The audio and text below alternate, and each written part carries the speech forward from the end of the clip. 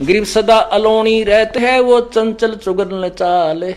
सच्ची आत्मा जो पुण्य आत्मा होती हैं वो, अर्थात वो पतिव्रता आत्मा, और चोरी धन नहीं खाते हैं, मुसला वो जो एक लाल। जो सच्चा भक्त होता है उसके घर में कोई चोरी करके नहीं, पति या बेटा या कोई बेटी, कोई भी ऐसा धन लिया वो कभी स्वीकार नहीं करती, फेंक देती है कि ले जा, इसने आता, नाश हो जाएगा अपने घर का, भक्ति बिगड़ जाएगी।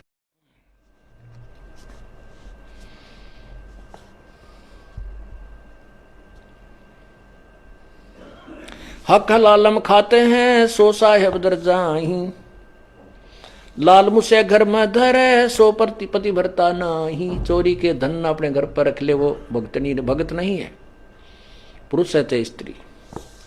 हक हलालम खाते हैं, सो साहेब दर जाही, अपने हक हलाल का खाते हैं वही भगवान के दरबार में जाएंगे। निंदा बिंदा बादना, बैर विरोध बिकार, चोरी जारी करते हैं वो गए जन्म सब हार। कुटल का खलीलों खिड़केड़ी, है कुत्ते का काम, देख बुसे धन और का कदे न निश्चय नाम।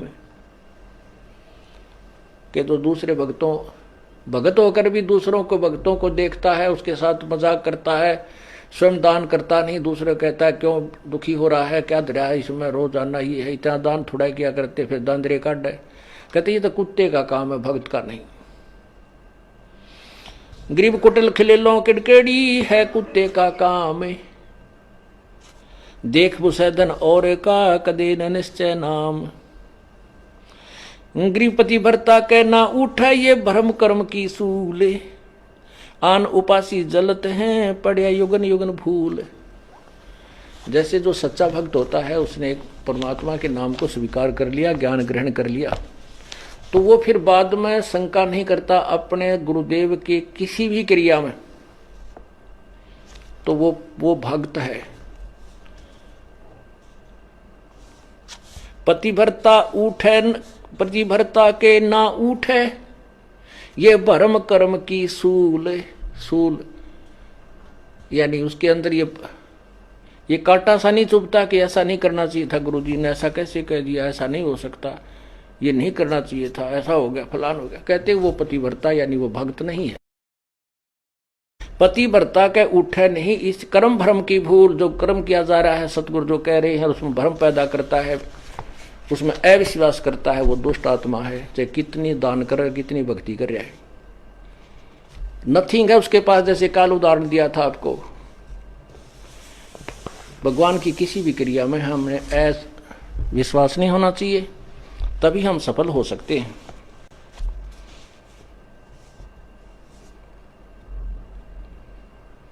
अब जैसे परमात्मा ने लीला की थी, एक गणिका को एक बेटी थी जो वैसा प्रसिद्ध थी, लेकिन बाद में वो अपने कर्म धर्म को सुधार चुकी थी, प्रभु के चरणों में अधिक लगती थी, क्योंकि जिसने अपने पाप पिछले दिखते हैं वो ज्यादा निकट आता संतों के, और वो नकली भक्तों को सुहाई नहीं। गुरु जी ऐसे नहीं करना चाहिए, गुरु जी ने यहाँ नहीं बिठानी थी, ये वह लड़की बदनाम है, संगत बदनाम हो जाएगी, आश्रम बदनाम हो जाएगा, ऐसा नहीं करना चाहिए। तो ये शिक्षा जो हम देते हैं गुरु जी के, तो हम दुष्ट आत्मा हैं। संत की क्रिया को यदि हम समझ जाएं तो फिर हम मन संत हो गए, फिर यहाँ स्टूडेंट बनकर बैठने की क्या जरूरत है तुम्हारी। पुण्यात्माओं, जो भी आप बुद्धिमान ये हो जाओगे, नहीं हो तो धीरे धीरे परमात्मा बहुत झटके देगा, तो हम तभी वहां पार होंगे। कहते हैं कच्चा हीरा कर्च हो और नहीं सह घन भार, ऐसा यो मन हो रहा वहां लेखा ले दर करतार। हीरे को परखने की एक सिंपल एक विधि है, उसको ऐरन पर रख देते हैं, नीचे लोहे के प्लेट पर बहुत बड़ी भार है, एक मूसल सा होता है, और ऊपर से उसके घंट ठोकते हैं। यदि वो खरोंच हो जाती है उस हीरे के, तो वो कच्चा हीरा एक आनेगा नहीं, और वो ज्यों त्यों है, उसके निशान भी नहीं बनता है, तो वो पक्का हीरा है, उसी की कीमत है। तो यहाँ परमात्मा कहते हैं कि कच्चा हीरा कर्च होए, कच्चा भक्त फिसट जाएगा। ये क्या हो गया, ऐसा नहीं करना चाहिए था गुरु जी ने, ऐसा नहीं होना चाहिए था, वहाँ पर कैसे हो गया। अरे पशु, आज तक तने ये सीखा इतने ज्ञान में तो परमात्मा कहते हैं कच्चा हीरा करच हो नहीं सह घन भार घन मार, ऐसा यो मन हो रहे तो लेखा लेकर तार। पक्का हीरा बनोगे तो कीमत है, कच्चे की कितनी। और परमात्मा कहते शीश तुम्हारा जाएगा कर सतगुरु को दान, मेरा मेरी छोड़ दे यूं ही गयो मैदान। शीश तुम्हारा जाएगा और सिर के साटे हरी मिले तो भी सस्ता जान। हम छोटी से नुकसान को रोने लग जाते हैं। जो परमात्मा लास्ट में कहते हैं तेरा सिर दे के भी भगवान मिलता हो, तुझे गुरु संत सदगुरु मिलता हो, तो इन्होंने सोच ले कुछ भी ना गया। क्योंकि कोट शीश तन दे लिए यमराजा की भेंट, और एक शीश देकर देख ले अपने सतगुरु जी की भेंट। कोट शीश तन दे लिए यमराजा की फेंट, ये तो धकेत ले है। और एक शीश देकर देख ले सतगुरु अपने की भेंट। भेंट होती सब इच्छा से देना, और फेंट है झटके में, कोई फटकारा मार के, कोई झटका दे के, कोई किसी प्रकार खत्म कर देना। कहते एक शीश दे। शीश कैसे देना है? सिर सौंप्या गुरुदेव को सफल होया यो शीश, नतानंद इस शीश पर आप बसे जगदीश। शीश कैसे देना है? गुरु जी की आज्ञा का पालन करना है। गुरु जी कहेंगे शराब मत पी, बीड़ी मत पी, मांस ना खा, चोरी मत कर, ठगी ना कर, और ये साधनाएं मत करना। तो हमने उनकी प्रत्येक आज्ञा का पालन करना चाहिए। हमने वो ऐसा लगे कि ये ठीक नहीं है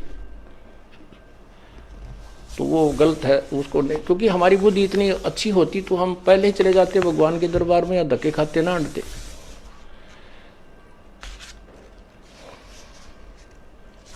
तो इस प्रकार हमने साधना को सच्चे दिल से करना है। अब सिर कैसे सौंपना होता है? एक शिष्य के 4-5 शिष्य थे, एक गुरु के 4-5 शिष्य थे, आश्रम में ही रहते थे। उन सबको शिक्षा दिया करते थे भाई गुरु के वचन की अवहेलना नहीं करनी चाहिए। गुरु शिरोधार्य होता है, उसके प्रति किसी अपवचन भी हमने नहीं सुनने चाहिए, ना कहने चाहिए, ना बोलने चाहिए, ना सोचने भी नहीं चाहिए। एक दिन गुरुदेव ने कहा कि भाई आ जाओ बच्चों, बैठो मेरे पास। पहले तो शिक्षा दी कि भाई गुरु परमात्मा से भी बढ़कर माना गया है, और गुरु को भगवान समझकर ही उसकी आदेश का पालन और उसके साथ रहना होता है, जिससे हम सफल हो सकते हैं। क्योंकि यदि हमारे सामने गुरु जी भगवान आ जाए तो क्या हम उसके साथ दुर्व्यवहार कर सकते हैं? क्या हम उसकी आज्ञा का अवहेलना कर सकते हैं? नहीं जी, नहीं जी, नहीं, कभी नहीं कर सकते। अच्छा ठीक है। क्या हम गुरु भगवान को किसी ऐसी पीड़ा दे सकते हैं जो हमें, जो क्या दे सकते कोई पीड़ा? नहीं जी, भगवान की तरफ तेन हाथ भी ना कर जा। तो कुछ देर के बाद वो गुरु जी कहता भी मेरी आज्ञा है कि तुम 5-5 जूते मेरे सिर में लगाओ। आप सभी 5-5 जूते निकालो अपने और मेरे सिर में मारो। अब सब स्तब्ध हो गए कि एक तरफ तो गुरु भगवान होता है, दूसरी तरफ उसकी आज्ञा का पालन, वो भी उल्लंघन। अगर नहीं मारेंगे तो हम। तब एक भक्त ने काफी देर के बाद अपना जूता निकाला और गुरु जी के चरणों के निकट जाकर के अपने सिर में 5 मारे। संत जी ने कहा बेटा डांडी मत मारे, तेरे सिर में नहीं कहा, मैंने मेरे सिर में कहा है।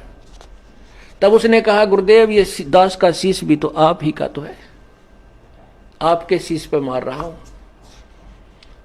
तब उसको सीने से लगा लिया। धन्य है बेटा, बुद्धि भी चाहिए थोड़ी सी इस भक्ति मार्ग में। अकलबंद एक घना, बिना अकल क्या लख।